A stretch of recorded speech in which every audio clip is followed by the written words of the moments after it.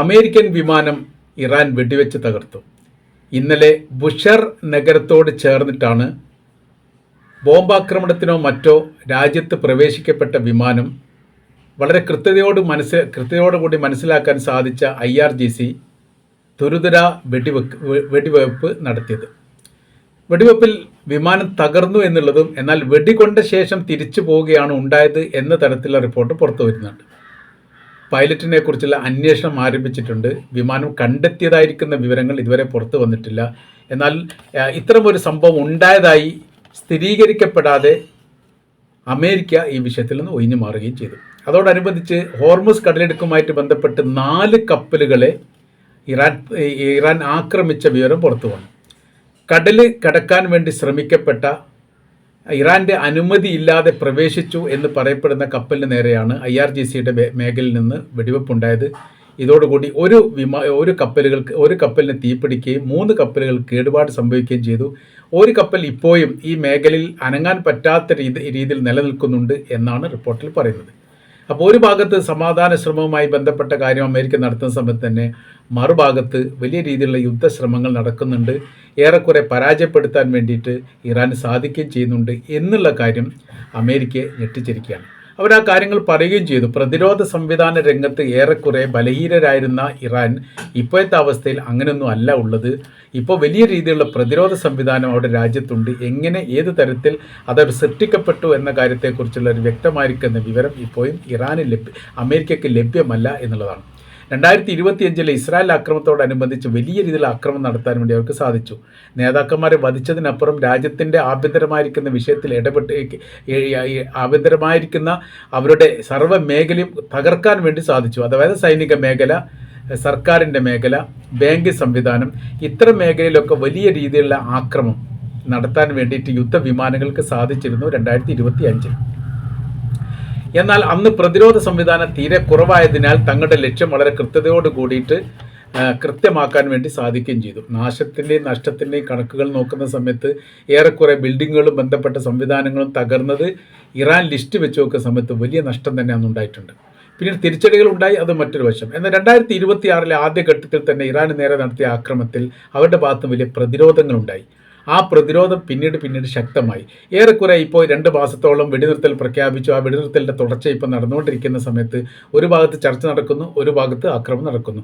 ഒറ്റപ്പെട്ട രീതിയിൽ ഇറാൻ്റെ അതിർത്തിയിൽ പ്രവേശിച്ചുകൊണ്ട് ആക്രമണം നടത്തുന്ന രീതിയാണ് അമേരിക്ക പിന്തുടരുന്നത്. അവരുടെ യുദ്ധവിമാനങ്ങൾ അകത്തേക്ക് പ്രവേശിക്കുന്നു, പിന്നീട് തുരുതുര ആക്രമണ കാര്യങ്ങൾ നടത്തുന്നത്, ബോംബിടുന്നു.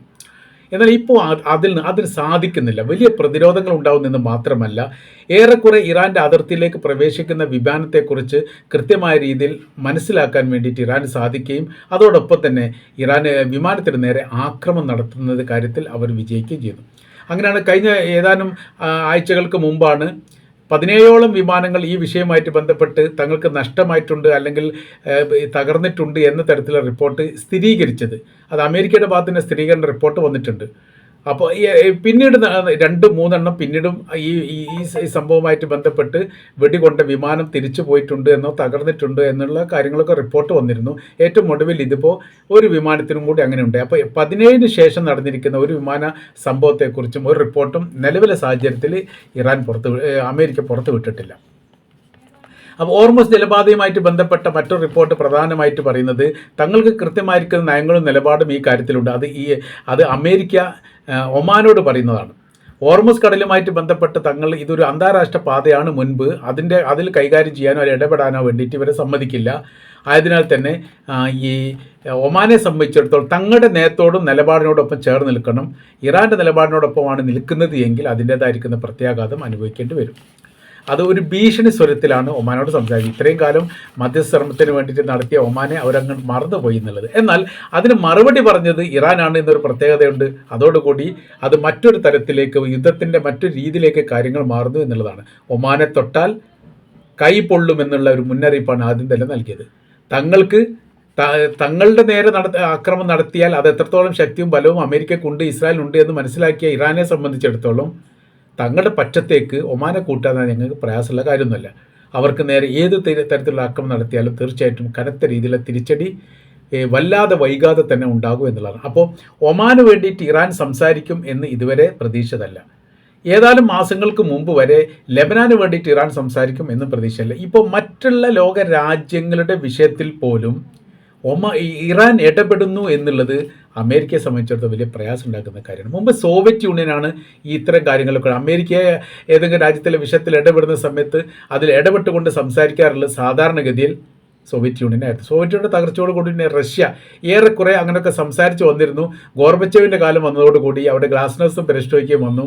അതോടുകൂടി ആ നിലപാടിൽ നിന്ന് മാറി. പിന്നെ കുറച്ചും കൂടി ഒരു സ്ട്രോങ് ആയിരിക്കും നിൽക്കുന്ന വ്യക്തി എന്ന് പറഞ്ഞാൽ പുടിനാണ്. ഇപ്പോഴത്തെ പ്രസിഡന്റ് ആയിരിക്കുന്ന പുടിൻ ഒറ്റപ്പെട്ട രീതിയിലെങ്കിലും പ്രതിഷേധിക്കുകയും വിമർശിക്കുകയും അമേരിക്കക്കെതിരെ സംസാരിക്കുകയും ചെയ്യാറുണ്ട്. അത് പാലസ്തീൻ വിഷയമായിട്ട് ബന്ധപ്പെട്ട് ഇസ്രായേലിനെതിരെ സംസാരിച്ചിട്ടുണ്ട്, ഇറാൻ്റെ വിഷയമായിട്ട് ബന്ധപ്പെട്ട് അമേരിക്കക്കെതിരെ സംസാരിച്ചിട്ടുണ്ട്, സുഡാൻ്റെ വിഷയത്തിൽ ആഭ്യന്തരമായിട്ട് ഇടപെടുന്ന കാര്യത്തെക്കുറിച്ചിട്ട് അമേരിക്കക്കെതിരെ അങ്ങനെ ഒറ്റപ്പെട്ട രീതിയിലുള്ള സംസാരങ്ങളൊക്കെ ഉണ്ടായിട്ടുണ്ട്. എന്നാൽ ഒരു രാജ്യത്തിൻ്റെ സുരക്ഷ ഏറ്റെടുത്തുകൊണ്ട് തങ്ങളതിന് പ്രതിരോധം ചെയ്ത് തീർക്കും എന്ന് പറയുന്ന ഒരു നിലപാട് ചൈനയുടെ ഭാഗത്തുനിന്നോ റഷ്യയുടെ ഭാഗത്തുനിന്നോ ഈ അടുത്ത കാലത്തൊന്നും ഉണ്ടായിട്ടില്ല. ഇറാൻ അത് പറയുന്നു എന്നുള്ളത് നിസ്സാരമായിരിക്കുന്ന കാര്യമായിട്ടല്ല അമേരിക്ക കാണുന്നത്. അത് ഗൗരവപരമായിരിക്കുന്ന ഒരു വിഷയമായിട്ട് തന്നെ കാണുന്നു എന്നുള്ളത് കൃത്യമാണ്. ഒമാന് നേരെ ഏതെങ്കിലും തരത്തിൽ ആക്രമണം നടന്നാൽ തങ്ങൾ തിരിച്ചടിക്കുമെന്ന് പറയുന്നതിൽ രണ്ട് രീതിയുണ്ട്. ഒന്ന്, ഒമാനിലെ അമേരിക്കയ്ക്ക് സൈനിക ബേസ് ഇല്ല, ചൈനയ്ക്ക് സൈനിക ബേസ് ഉണ്ട്. അപ്പോൾ ഈ മേഖലയിൽ അത് ആന്തരികമായ രീതിയിലുള്ള ഒരു ഇടപെടൽ നടത്താൻ വേണ്ടിയിട്ടും അമേരിക്കയ്ക്ക് സാധിക്കില്ല. നയതന്ത്ര ബന്ധമുണ്ട്, സൗഹൃദ രാജ്യമാണ്, അതിനൊന്നും കുഴപ്പമില്ല. പക്ഷേ സൈനിക ബേസ് ഉണ്ടാക്കാൻ വേണ്ടിയിട്ട് ഒമാൻ സമ്മതിച്ചിട്ടില്ല. അമേരിക്കയ്ക്ക് സൈനിക ബേസ് ഇല്ലാത്ത രണ്ടാമത്തെ രാജ്യം എന്ന് പറയുന്നത് സൗദി അറേബ്യയാണ്. അത് സൈനിക ബേസ് ഉണ്ടോ എന്ന് ചോദിച്ചാൽ അത് വാടക സൈനിക ബേസ് ആയിട്ടാണ്, പെർമനൻ്റ് അല്ല. താൽക്കാലികമായിട്ട് അവിടെ സൈനിക ബേസ് കർജ് മേഖല കേന്ദ്രീകരിച്ചുകൊണ്ട് സുൽത്താൻ എയർബേസിനോട് കേന്ദ്രീകരിച്ചുകൊണ്ടൊക്കെ അവിടെ സൈനിക ബേസ് താൽക്കാലികമായിട്ടുണ്ട്. പക്ഷേ അവിടെ മറ്റുള്ള രാജ്യത്തിൽ നിന്ന് വ്യത്യസ്തമായ രീതിയിൽ എന്ന് പറയുന്നത് ഖത്തർ, കുവൈറ്റ്, ബഹ്റൈൻ പോലെയുള്ള രാജ്യത്തിൽ നിന്ന് വ്യത്യസ്തമായിരിക്കുന്ന ഒരു കരാർ പത്രമാണ്. അപ്പോൾ സൗദി അറേബ്യയിലേക്ക് പ്രവേശിക്കുന്ന ഈ യുദ്ധവിമാനത്തെക്കുറിച്ച് അത് കൃത്യമായിരിക്കുന്ന ഒരു വിവരം സൗദിയുടെ കൈവശത്തിലുണ്ടാകും. അതാണ് കരാറിൽ പ്രത്യേകമായ രീതിയിൽ പറയുന്നത്. ഇങ്ങോട്ട് വരുന്ന വിമാനത്തെക്കുറിച്ചും പോകുന്ന വിമാനത്തെക്കുറിച്ചും അവിടെ നിലവിലുള്ളതിനെക്കുറിച്ചും എത്ര സൈനികരുണ്ട്, എത്ര സൈനികർ വരുന്നുണ്ട്, പോകുന്നത്, അത് ഒരു കരാർ പ്രകാരം കൃത്യമായ രീതിയിൽ സൗദിയുടെ കൈവശത്തിൽ അമേരിക്കയെക്കുറിച്ചുള്ള ആ വിവരം ഉണ്ടാവും. എന്നാൽ നമ്മൾ UAE, ഖത്തർ, ബഹ്റൈൻ, കുവൈത്ത് പോലെയുള്ള രാജ്യത്തെക്കുറിച്ച് പറയുന്ന സമയത്ത് അമേരിക്കയുടെ സൈനിക ബേസിലേക്ക് എന്തൊക്കെ വസ്തുക്കളുമായിട്ടാണോ അമേരിക്കയുടെ വിമാനം വരുന്നത്, എങ്ങോട്ടൊക്കെയാണോ പോകുന്നത്, എന്തൊക്കെ വസ്തുക്കളായിട്ടാണോ തിരിച്ചു പോകുന്നത് എന്നതിനെക്കുറിച്ച് അന്വേഷിക്കാനുള്ള യാതൊരു പോംവഴിയില്ല. അങ്ങനെ കരാറില്ല. രാജ്യത്തിൻ്റെ അകത്ത് രാജ്യം തീർക്കുക എന്നുള്ളതാണ് യഥാർത്ഥ സൈനിക ബേസ് എന്നതുകൊണ്ട് ഉദ്ദേശിക്കുന്നത്. അവിടേക്ക് പിന്നെ മറ്റുള്ള രാജ്യത്തേക്ക് പ്രവേശനമില്ല. അതുകൊണ്ടാണ് ഇബ്രാഹിം റൈസി എന്ന് പറയുന്ന ഇറാൻ്റെ മുൻ പ്രസിഡന്റ് അറേബ്യൻ രാജ്യങ്ങളോട് പറഞ്ഞത്, നിങ്ങൾ കൃത്യമായ രീതിയിൽ നിങ്ങളുടെ രാജ്യത്തേക്ക് പ്രവേശിക്കുന്ന വിമാനത്തെക്കുറിച്ച് കൃത്യമായിരിക്കുന്ന വിവരങ്ങൾ നിങ്ങളുടെ കൈവശത്തിൽ വേണം. അവിടെ നിങ്ങൾ നിരീക്ഷണം നടത്തണം, പരിശോധന നടത്തണം. എന്തൊക്കെ വസ്തുക്കൾ അവിടെ ഉണ്ട് എന്നതിനെക്കുറിച്ച് നിങ്ങൾ അറിയണം. അവിടേക്ക് വരുന്ന വിമാനത്തെക്കുറിച്ചും പോകുന്ന വിമാനത്തെക്കുറിച്ചും കൃത്യമായിരിക്കുന്ന വിവരം അറിയുക എന്നുള്ള നിർബന്ധമായ കാര്യമാണ്. അങ്ങനെ നിങ്ങൾ അറിയുന്നില്ലെങ്കിൽ ഒരുപക്ഷെ നിങ്ങൾക്കെതിരെ അവരെന്ത് ചെയ്യുന്നുണ്ടാവും, ആയുധങ്ങൾക്ക് മൂർച്ച കൂട്ടുന്നുണ്ടാവും, നിങ്ങൾ അറിയാതെ പോകും. അതിന് കൃത്യമായിരിക്കുന്ന ഒരു ഉദാഹരണം തന്നെയാണ് ഏറ്റവും ഒടുവിൽ അദ്ദേഹം പറഞ്ഞ വാക്കുകൾ അറം പറ്റിയ പോലെയാണ് ഇസ്രായേൽ ഖത്തറിനെ ആക്രമിച്ചത്. അപ്പോൾ നമ്മൾ പറയുന്ന വിവരം ഇപ്പോൾ ഒമാനിലെ തൊടുന്ന സമയത്താണ് രീതിക്ക് മാറ്റങ്ങൾ വരും. യുദ്ധത്തിൻ്റെ ഇതുവരെ കണ്ട യുദ്ധമല്ല ഇനി കാണാൻ പോകുന്നത്. മറ്റൊരു തലത്തിലേക്കും മറ്റൊരു രീതിയിലേക്കും ഇത് മാറാനുള്ള സാധ്യത വളരെ കൂടുതലാണ് എന്ന ഒരു വിവരം പുറത്തു വന്നിരിക്കുന്നു. ഇപ്പോൾ ട്രംപിനെതിരെ അവരുടെ രാജ്യത്ത് വലിയ രീതിയിലുള്ള പ്രതിഷേധം നടക്കുകയാണ്. അഥവാ പറയുന്ന കാര്യം ഇങ്ങനെയാണ്, $8 ലക്ഷം കോടി കടലിൽ ഒഴുക്കിയത് ട്രംപ്. ഈ യുദ്ധവുമായിട്ട് ബന്ധപ്പെട്ട് അമേരിക്കയ്ക്ക് ഏറെക്കുറെ ഉണ്ടായിരിക്കുന്ന നഷ്ടത്തിൻ്റെ കണക്കാണ് ഈ പറയുന്നത്. ഒരു കൃത്യമായിരിക്കുന്ന വിവരമല്ല, അങ്ങനെ ആ സമയത്ത് ഇനിയും കൂടാൻ സാധ്യതയുണ്ട് എന്നുള്ളതാണ്. ഇത്രയും വലിയ ഭീമമായിരിക്കുന്നൊരു സംഖ്യ നശിപ്പിച്ചൊരു യുദ്ധമാണ്. എന്നാലോ ഒന്നും നേടാൻ സാധിച്ചിട്ടില്ല എന്ന് മാത്രമല്ല, പ്രശ്ന പരിഹാരത്തിന് വേണ്ടി ഈ യുദ്ധം ചെയ്ത അതേ ഡൊണാൾഡ് ട്രംപ് ലോകത്താകമാനം ഓടി നടക്കുന്ന ഒരു പ്രത്യേക സ്ഥിതിയും കാണാൻ വേണ്ടി സാധിക്കും. സംഭവം പറയുന്ന സമയത്ത് അമേരിക്ക ജനാധിപത്യ രാജ്യമാണ്, എന്നാൽ ഭരണത്തിലേറിയാൽ പിന്നീട് ഏകാധിപത്യമാണ് ഉണ്ടാവാറുള്ളത്. തിരഞ്ഞെടുക്കപ്പെടുന്നവരെ ജനാധിപത്യവും തിരഞ്ഞെടുത്തു കഴിഞ്ഞാൽ ഏകാധിപത്യവുമുള്ള ഒരു രാജ്യത്തിൻ്റെ പേരായി ഓട്ടോമാറ്റിക്കായിട്ട് അമേരിക്ക മാറിയിരിക്കുന്നു. അപ്പോൾ അതുവരെ പറഞ്ഞിരിക്കുന്ന കാര്യങ്ങളായിരിക്കില്ല പിന്നീട് ഉണ്ടാകും. ഇപ്പോൾ സമാധാനത്തിന് വേണ്ടിയിട്ട് ഏറ്റവും കൂടുതൽ അവകാശം തനിക്കാണ് എന്ന് പറഞ്ഞു നടക്കുകയാണ്. 70,000-ഓളം പാലസ്തീനികളെ കൂട്ടക്കൊല ചെയ്തതിൽ യഥാർത്ഥത്തിൽ നെതന്യാഹുവിനോടൊപ്പം അമേരിക്കയും പ്രതിസ്ഥാനത്ത് തന്നെയാണ്. ഏറ്റവും കൂടുതൽ ഇസ്രായേൽ ഉപയോഗിച്ചത് അമേരിക്കയുടെ ആയുധങ്ങളാണ്. അത് എങ്ങനെ ഏത് തരത്തിൽ ഉപയോഗിക്കണമെന്ന് കൃത്യമായ രീതിയിൽ അമേരിക്ക തന്നെ ഇസ്രായേലിന് പഠിപ്പിച്ചു കൊടുത്തിട്ടുണ്ട്.